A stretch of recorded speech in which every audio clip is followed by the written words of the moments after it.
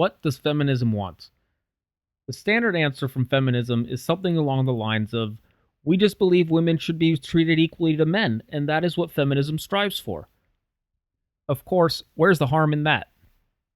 Now, it's already assumed that women are treated unequally, and definitely not in their favor.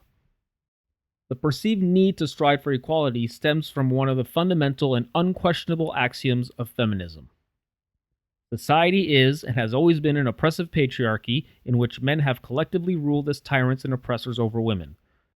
To understand how this completely ahistorical claim has become such widely held belief, please see the chapter in the Little Pink Book entitled Campus Advocacy. Now, as the theory goes, because men in the patriarchy have ruled over women with an iron fist throughout history, especially in Western civilization, women still face deep-rooted, invisible societal and structural barriers preventing them from succeeding like men. And what is the evidence for this? The mere fact that you're requiring evidence demonstrates that you do not believe women's cries for help and have therefore proven the patriarchy to be true. But feminism, with its pure, caring, and benevolent motives for the last 50 years, has been breaking barriers and freeing women of their chains through female camaraderie, fulfillment, and mutual support. But there's still a long way to go, and it needs women to stand up together and join the sisterhood to once and for all take down the patriarchy. Presented this way, it's easy to see why this would be appealing to many women, especially if they're worried about their future prospects and have not yet received whatever form of male approval and support they desire. But why do so many men still readily go along with the narrative that defines them as little more than the deliberate source of all female suffering?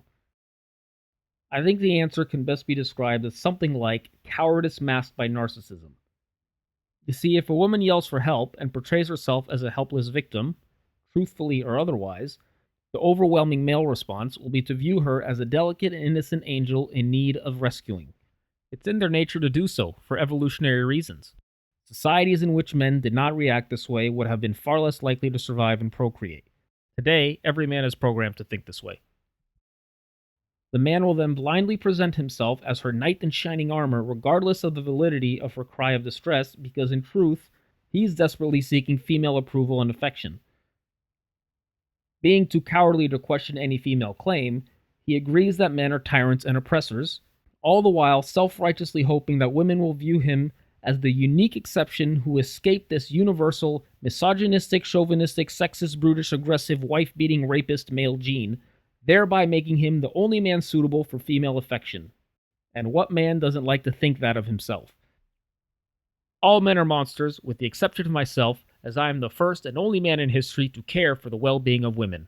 And therefore, women should exclusively direct all of their affection towards me. The woman, of course, knows exactly what male pandering looks like, and is not fooled as she sees him for what he really is.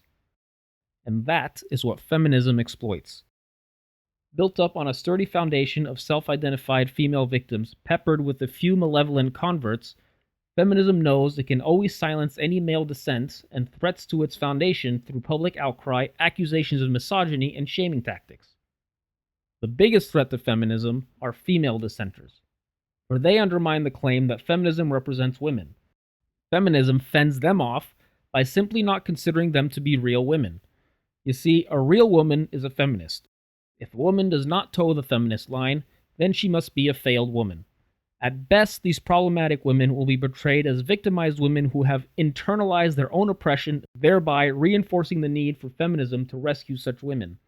This way, feminism can continue claiming that it speaks for women, even if only a minority of women consider themselves feminists. You see, the ones who don't are either too naive to know better or too weak to say so. So what is the true feminist agenda? Simple.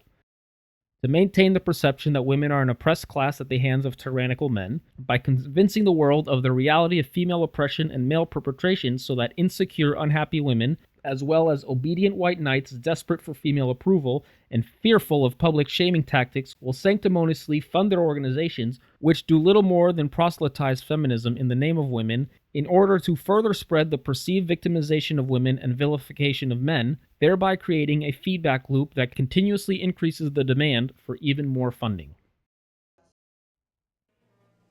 I hope you've enjoyed this chapter in the Little Pink Book. If so, please be sure to like and subscribe. And of course, feel free to comment.